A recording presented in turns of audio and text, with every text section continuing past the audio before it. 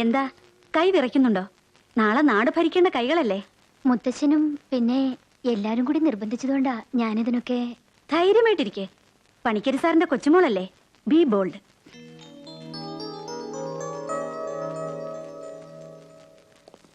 Excuse me sir, Parvathy Panicker മത്സരിക്കുന്നതിനെ കുറിച്ച് എന്താ സാറിന്റെ അഭിപ്രായം?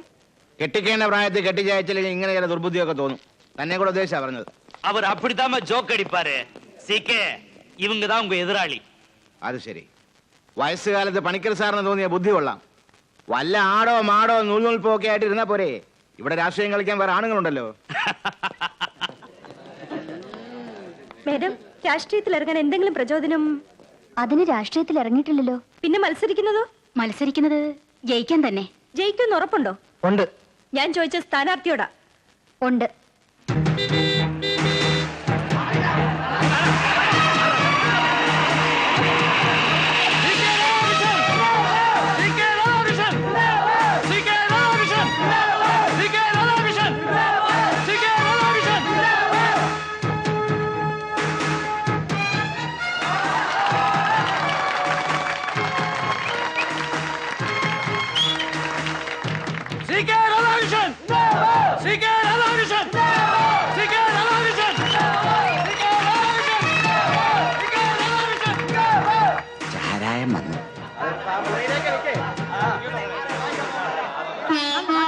മോളെ, ഒരൊറ്റയാളെ വിടാതെ എല്ലാവരും നേരി കാണണം.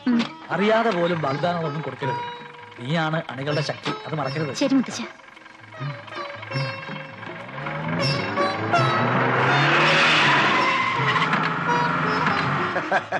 ഓ, നമസ്കാരം. നമസ്കാരം. വന്നെത്താൻ കുറെ പാടുപെട്ടു. എന്നെ മനസ്സിലായോ? പ്രതിപക്ഷ നേതാവിനെ മനസ്സിലായില്ല എന്ന് പറയാൻ പറ്റുമോ? വളച്ചു കെട്ടാതെ കാര്യം പറയാമല്ലോ. ആ CK കിട്ടും നാടാർ കിട്ടും അടിക്കാൻ എനിക്ക് കിട്ടിയ ഒരു വടിയായി ഈ തെരഞ്ഞെടുപ്പ്. ആളുകൊണ്ടും അർത്ഥം കൊണ്ടും ഞാൻ സാറിന്റെ കൂടെയാ. അത് പറയാല ഞാൻ വന്നത്. സന്തോഷമുള്ള കാര്യമാണ്. പക്ഷെ ഈ തെരഞ്ഞെടുപ്പ് ഞങ്ങൾക്ക് വിട്ടുതരിക. നിങ്ങൾ ഭരണപക്ഷവും പ്രതിപക്ഷവും തമ്മിലുള്ള കളിക്ക് കരുവായിട്ട് ഞങ്ങളുടെ സ്ഥാനാർത്ഥിയെ വിട്ടുതരാൻ തയ്യാറല്ല. ആദർശമൊക്കെ നല്ലത്. എനിക്ക് സാറിനോട് ഒന്നേ പറയാനുള്ളൂ. കളിക്കാൻ ഇറങ്ങിയാൽ കളിക്കണം. അല്ലാതെ ഈ സ്വതന്ത്രൻ എന്നൊക്കെ പറഞ്ഞിറങ്ങിയാൽ ഒരിടത്ത് നിൽക്കാൻ ഒക്കത്തില്ല. ഏതായാലും ഞങ്ങളുണ്ട്.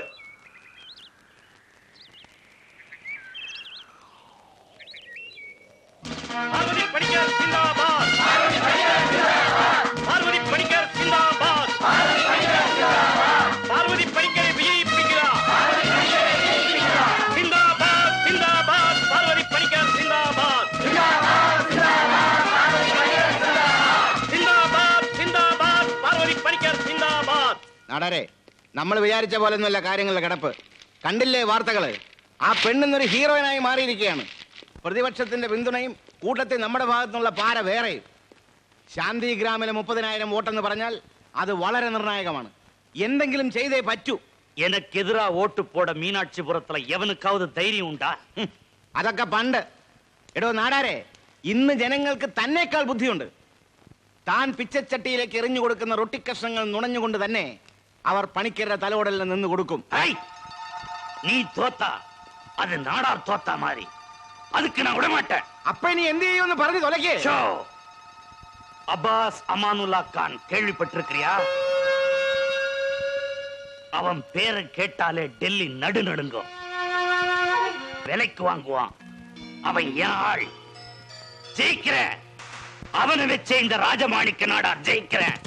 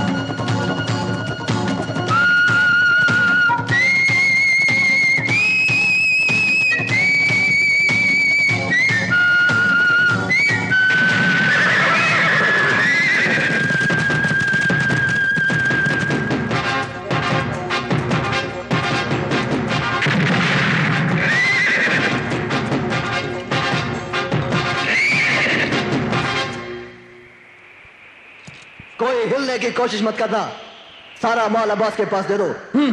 जल्दी।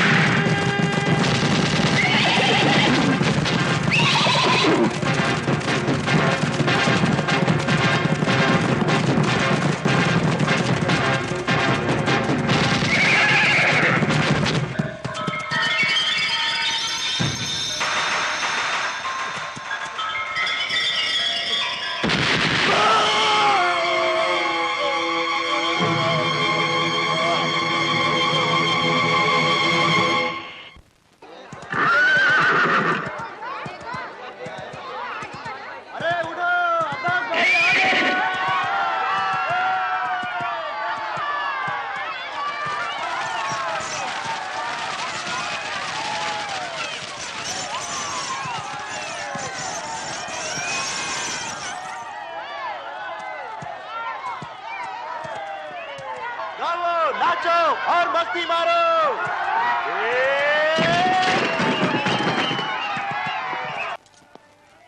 दिल्ली में एमपी सोलानाथ ठाकुर।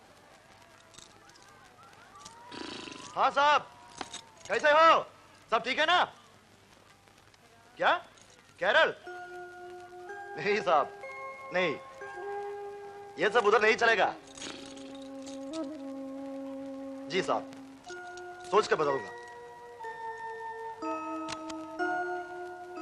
കേരളത്തിലേക്കല്ലേ നമുക്ക് പോവാം ഭായി, ഞാനും വരാം.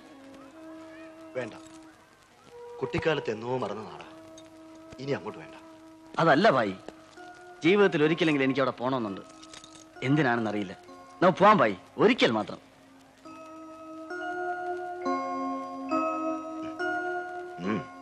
നോക്കാം.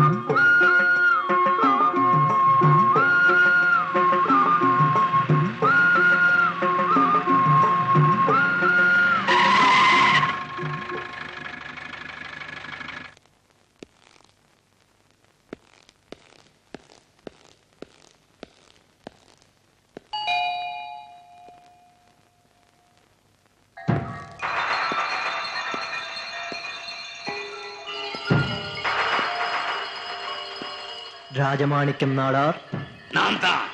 അബ്ബാസ്, അബ്ബാസ് അമാനുള്ള ഖാൻ. வாங்கோ வாங்கோ. அப்பாஸ் அமானுல்லா கான், உங்களை பார்த்ததுல எனக்கு ரொம்ப சந்தோஷம்.